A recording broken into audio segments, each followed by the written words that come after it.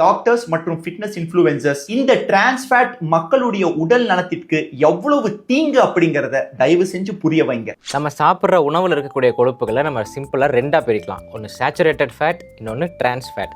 Saturated fat எடுத்துக்கிட்டிங்கன்னா நெய், பால், முட்டை, மீன், மாமிச உணவுகள் இது எல்லாத்துலேயுமே சேச்சுரேட்டட் ஃபேட் இருக்குது. ஆனால் இதை சாப்பிட்றதுக்கு நிறைய பேர் பயப்படுவாங்க. நம்மளுடைய டெய்லி கேலரிஸில் 10% சேச்சுரேட்டட் ஃபேட் எடுத்துக்கிட்டோம்னா இதயத்துக்கு எந்த பாதிப்பும் வராது. ஆனால் இதை சாப்பிட்றதுக்கே கொலஸ்ட்ரால் ஏறிடுமோ, ஹார்ட் அட்டாக் வந்துடுமோ அப்படின்னு நிறைய பேர் பயப்படுறாங்க.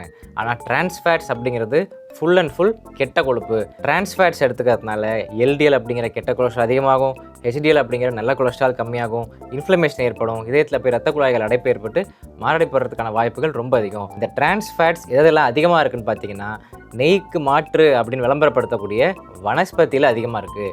வனஸ்பதி பயன்படுத்தி செய்யக்கூடிய பொருட்கள்னு பார்த்தீங்கன்னா பஃப்ஸாக இருக்கட்டும், க்ரீம் பிஸ்கட், க்ரீம் கேக், இதெல்லாம் ஹைட்ரோஜனேட்டட் ஆயில்னு சொல்லுவோம். இதில் டிரான்ஸ் ஃபேட்ஸ் நிறையா இருக்குது. ஏன் அப்புறம் அந்த வனஸ்பதி பயன்படுத்துகிறாங்க அப்படின்னா பஃப்ஸ் பார்த்தீங்கன்னா நல்லா அப்படியே கிறிஸ்பியாக ஃப்ளஃபியாக இருக்கணும். ஒரு சில பேர் பரோட்டாவே வனஸ்பதியில் செய்வாங்க, அதை டால்டா பரோட்டா அப்படின்னு சொல்லுவாங்க. அந்த ஒரு கிறிஸ்பி லேயர், ஃப்ளஃபி லேயருக்காக தான் அதை யூஸ் பண்ணுறாங்க. ஆனால் அது நம்ம இதயத்துக்கு நல்லது கிடையாது. எனக்கு ப்ரெஷர் இருக்குது, கொலஸ்ட்ரால் இருக்குது, ஒரு முட்டை சாப்பிட்லாமா அப்படின்னு கேட்பாங்க. தாராளமாக சாப்பிடுங்கன்னு சொன்னோம்னா முட்டையில் கொழுப்பு இல்லையாம்பாங்க. ஆனால் அதே நபர் போய் ஒரு க்ரீம் கேக்கை வாங்கி சாப்பிட்ருப்பாங்க. முட்டை அப்படின்னா கொழுப்பு, கேக் அப்படின்னா இனிப்பு தான் நினச்சிட்டு இருக்காங்க. ஆனால் முட்டையில் டிரான்ஸ் ஃபேட்ஸ் கிடையாது, ஆனால் அந்த க்ரீம் கேக்கில் தான் டிரான்ஸ் ஃபேட் இருக்குது. இதுதான் இதயத்துக்கு பாதிப்பு அப்படிங்கிறது நிறைய பேருக்கு தெரிய மாட்டேங்குது. நம்ம அன்றாடம் பயன்படுத்தக்கூடிய சமையல் எண்ணெயவே ஒரு 2 வாட்டி 3 வாட்டிக்கு மேலே நம்ம ஹை டெம்பரேச்சரில் யூஸ் பண்ணோம் அப்படின்னா அது டிரான்ஸ் ஃபேட்டாக மாறிடும். இவ்வளோ கெடுதல் இருக்கக்கூடிய வனஸ்பதியை ஏன் கவர்மெண்ட் பேன் பண்ணக்கூடாது அப்படின்னு நிறைய பேர் கேட்கலாம்.